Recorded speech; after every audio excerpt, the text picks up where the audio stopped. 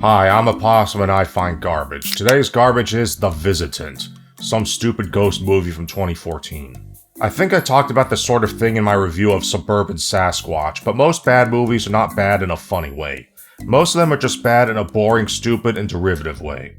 The Visitant is one of a million cheap haunted house movies that came out in the wake of The Conjuring and only exists to capitalize on success. So guess which category this one falls into. Alright, that's all the intro you deserve. The movie starts with a totally random and unrelated Tom Petty quote, and then we get a cold open showing a really long, slow pushing on a bathroom door while a woman screams. This dude comes in and opens it, and then we see the woman with a bite mark on her arm sitting on the floor with a shop light just out of frame because you have to light your scene somehow. The camera tilts up to reveal a big S drawn on the mirror. We cut to a close-up of a crystal ball that's just off-center enough to piss me off, and then we get a title sequence animated with some kind of preset effect in whatever editing software they used. This dumb couple gets a psychic reading in a room draped in random mismatched pieces of cloth, so we won't know they filmed this in the director's living room. Bethy, are you pregnant? What? No. Ew. Am I? The woman tells the psychic about her dead dog named Patches and asks her if they have the dog's permission to get a new dog, and the psychic just happens to have a raccoon skull on hand, which she says is the skull of another dog named Max, and uses to pretend to conjure the spirit of the dog and talk to it. And then she gets a phone call and tells them to off. So Psychic Lady, whose real name is Sam, answers the phone and it's her agent. It turns out she is an actor and this is the job they got for her. Yeah, psychics are actors who are hired through agencies apparently. Not for long though. Like the rest of us, they're all gonna get replaced by AI. Later that night, the woman from the cold open shows up after closing. Her name's Lee, and she gives Sam her business card and gets her to give her a pity reading. For an additional fee, of course. She tells Sam she can't sleep because of the nightmares, and claims she's being harassed by some evil spectral entity. So you're being haunted? Yes. Haunted. You could say that. There was a time in my life when I got harassed by an evil spectral entity every night. He looked a lot like my uncle for some reason. I never understood that. I mean, what does a ghost need money for? Sam then bullshits her way through a seance or whatever, and then Lee grabs her hands and the lights go out. Sam turns the lights back on, and then Lee's gone. Why? Because it's a horror movie. Sam gets in her Honda Fit, backs it up, hits something, but when she looks, there's nothing there. Did she hit the ghost? Then her radio turns on by itself. Why? Because it's a horror movie. Then she drives to a 2-story house that her psychic salary pays for. She hears a noise outside, so she locks the door. She then feeds her gerbil, and then blatantly leaves her door open as she gets her mail. Okay? Uh-oh. She takes off her makeup, wipes off her face with a towel, and then the camera tilts down to reveal the towel is neatly folded again. Oh no, there's nothing worse than a ghost that cleans up after you. What is this, Malcolm in the Middle? Oh, it's a ghost. Oh, shit, how horrible. Why don't you review a movie people have actually heard of? Why don't you review my dick? Sam gets a call. The skit's not over yet! Yes it is, f*** off. Sam gets a call from her friend Maya. They talk about nothing important while the director shows off the fancy dolly track he spent good money to rent. Then Sam hears someone pressing random keys on piano. Sam goes to investigate, and of course they do that horror movie thing where she walks as slowly as possible to draw out the runtime, draw out the tension, and it's just her gerbil crawling on the electric piano, which I guess she just left turned on at some point. To be fair, if I try hard enough, I could probably think of a stupider way to do a horror movie fake-out. Maya calls back and mentions some spooky mask thing, and then they talk about Sam's dead husband and all the crap he collected on his travels, and we get some flashbacks. Maya tries to convince Sam to go out and party, but she's sad because today just so happens to be the 1-year anniversary of a husband dying in a car accident. You ever notice that characters who die off-camera in movies always die from either a car accident or cancer? I guess that's because they're common enough to be relatable. But no one ever dies from a perforated colon. That's probably more common than you think. Sam hangs up and goes out for a run and doesn't come back until it's the middle of the night because I guess she was just running for like 6 hours, and finds everything turned on. Why? Because it's a horror movie. Then she goes back to the office to answer another phone call from Maya because she apparently left her phone there while she ran around outside in the dark. She tells Maya what just happened, and then they switch from the phone call to a video call on a computer because the director decided to do something more visual than a phone call for his visual story being told in a visual format, and Maya tells her she thinks the appliances were turned on by telekinesis and that she should get out of the house. Alright, well here's what you do. Get out of the freaking house! Sam tells Maya to f*** off, and then the radio turns on. She screws around with the knobs until she hears a scary voice. Then she hears a thumping sound coming from upstairs, so she grabs a sword and, instead of the police, she calls Maya, and then goes to investigate, and it turns out it's just the window blinds flapping in the breeze, so she hangs up. So, we're more than a third of the way into this movie so far, and if it seems like I'm skipping over a lot of it, I'm not. All that's happened is Sam ripped off a scared and desperate woman while pretending to be a psychic, then talked on the phone while a bunch of fake-out scares happened. I know what's going on here. They wrote the movie to only have one on-screen actor in a house for most of the runtime so they wouldn't have to worry about schedules and location access. This whole movie is something some asshole turned out in a couple weekends for no money so they could sell the rights to some slop distributor like Echo Bridge or Wild Eye or whoever else had no standards, but they couldn't even get those guys and ended up getting picked up by Eagle One Media who, in all my years of dumpster diving for movies, I've never even heard of. Yeah, if you didn't know and always wondered where movies like this come from, and why and how they're made, there's a whole cottage industry. I think it started with The Asylum, the people responsible for Sharknado, and a slew of terrible low-budget rip-off movies. See, The Asylum has never lost money on a movie, because they never make one for more than what they could sell the distribution rights for. They slap a movie together for $1 million, and then get someone like the Sci-Fi Channel to buy it for $1,000,001, and then they make a small profit. That's the same business model all of these people are chasing. And you know what the sad thing is? Hollywood is doing so bad right now, big movies that cost hundreds of millions of dollars from major distributors like Disney and Warner Brothers almost consistently lose money. So movies like this end up being more profitable because even $1 is more profit than negative 30 million. Most of my reviews of recent big-budget movies have been more profitable than the movies themselves, and that's not even an exaggeration. I made more money from Snow White than Disney did. I made more money from Mickey 17 than Warner Brothers did. I made more money from Gladiator 2 than Paramount did. I made more money from Madam Web than Sony did. And so did everyone else who reviewed those movies. I don't even know where I'm going with this, f*** it. Sam takes an obligatory horror movie shower while scary music plays, and some unseen force writes a big letter S on the glass with soap. Like how the other woman had an S on her mirror.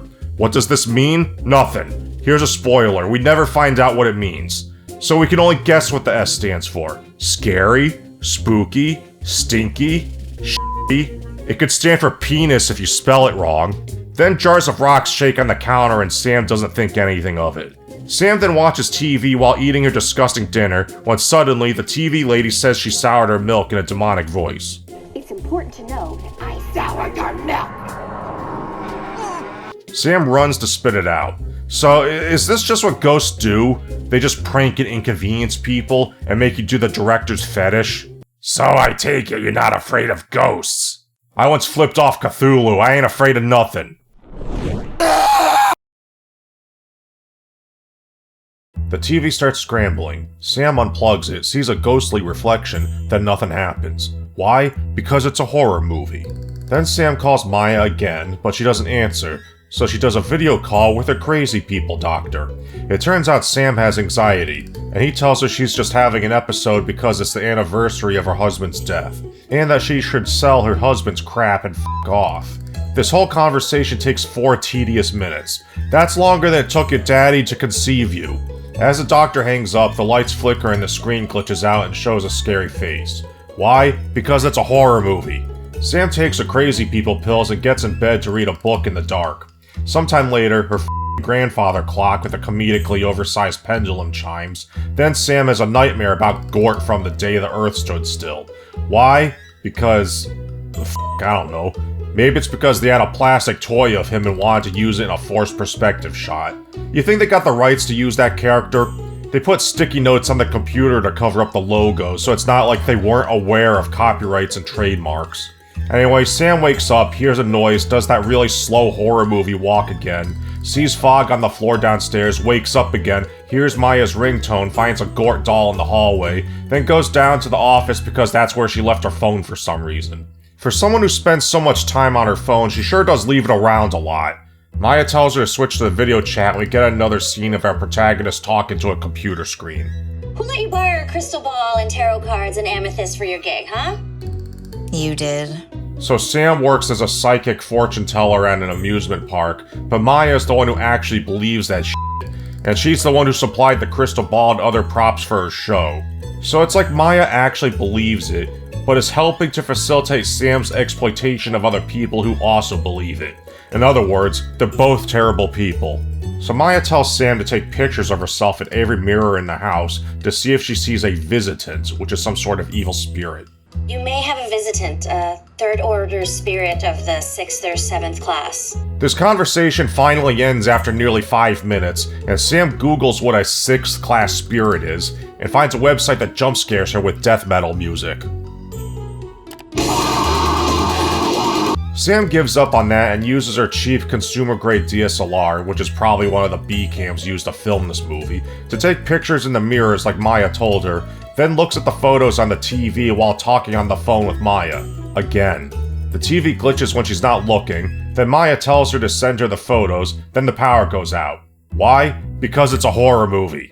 Sam goes to the window and sees it's just her house that has a power outage, then goes looking for the circuit breaker, but she doesn't know where her own circuit breaker is because she's a woman. She jump scares herself in a closet, then manages to find the circuit breaker, then finds one of her husband's clown puppets in the washing machine just as Maya calls her again. Enough with the f***ing phone already!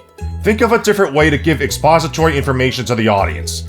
I mean, I'm not gonna fault someone for making a movie with limited resources, but come on. Do something else. You're a filmmaker, right? A storyteller. Use that creative brain and figure something out. Damn. They switch from the phone to another video call. Sam tells Maya about the puppet. Maya says her house is haunted. Then Sam mentions the woman who grabbed her hands earlier. Yeah, Lee. Remember her? Maya suspects Lee transferred an evil spirit to her and says she's coming over. She tells Sam that while she's on the way, she should burn some white sage while telling the spirit to f*** off and to not believe anything it says. And if the spirit starts knocking shit over, that means it's working. See, ghosts are kind of like urine therapy. If your eye swells up and burns, that means it's working. So Sam just happens to have some white sage on hand, so she walks around with the burning sage while telling the spirit to f*** off. She opens a closet, a box falls out which means nothing, and then she fails to notice her gerbil has been shredded. Why? Because it's a horror movie. I mean, there's worse things that could happen to a gerbil, but YouTube's demonetization bots won't let me describe them.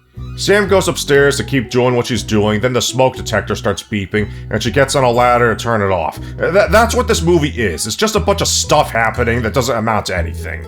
You ever seen a supernatural horror movie, and supernatural shenanigans cause things to move on their own and make things disappear? They usually do that for like the first third, maybe the first half of the movie, and then the real scary stuff starts happening after that, because horror movies are supposed to escalate. But not The Visitant. We're an hour and 8 minutes into this 86-minute movie, and that's all it's been so far. The door to Sam's dead husband's studio opens by itself. Sam starts walking around with a lighter and finds some newspaper clippings and a printed internet article about her husband's death and sees Lee's name. Who made these clippings? Who printed that article? Was it her? Did she do that without reading them? Why would she even do that? They couldn't come up with a better way for her to find this information? Why'd the goblin turn on the stove? Sam calls a number on Lee's business card and asks her what she knows about her husband. It turns out she witnessed the accident. Sam accuses her of killing him in a hit and run, but she says he deliberately drove the car into a tree. I guess Sam was never told about the nature of the accident, because if there was someone else involved, I would think the police would have told her.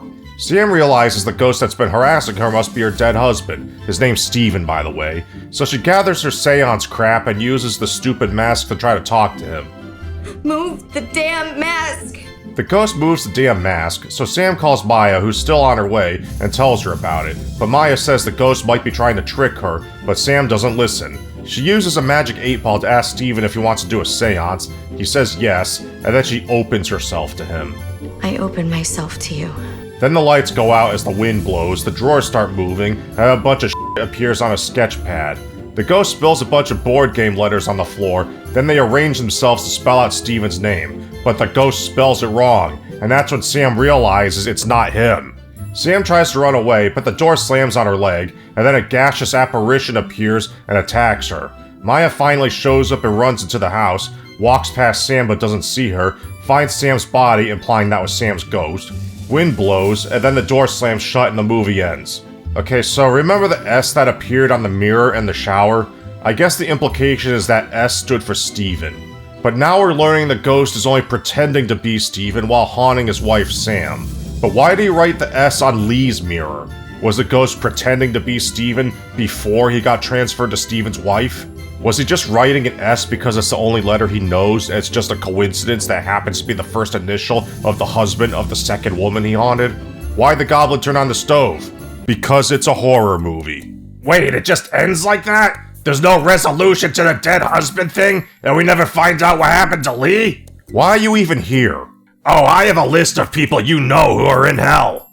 Jerk, Alex Bones, Aqualac, Ben Davenport, Whitebird 71, Grinch Sticks 99, Diesel Weasel, Tire Angel, Dirty Mike, Eduardo Sanchez, Elliot Mule Deer, Enrique Vitara, Fractal Soraya, Gavin Got Me Memes 2004, Goatboat, Govex Trash, Hey Ren and Penna, Ivan Stansberg, Jazzy Sugar Daddy, Jimmy Jam, Joe Berg, Josh Limeheart, Limp Dick, Marco Magpire, Marcus Aurelius, Martus Polachek, Micro Balls, Morzox, Noble Team 33, Paco, Ray the Garbage Man, Scott Punk, Tiberian Luke, Tony Belmonte, Toxic Masculinity, Twilight City Studios YouTube channel, X Derping X Grunt X, Zenith and Zunzun. Okay, am I expected to do something with this information? I just thought you should know. Bye! Pissed myself again.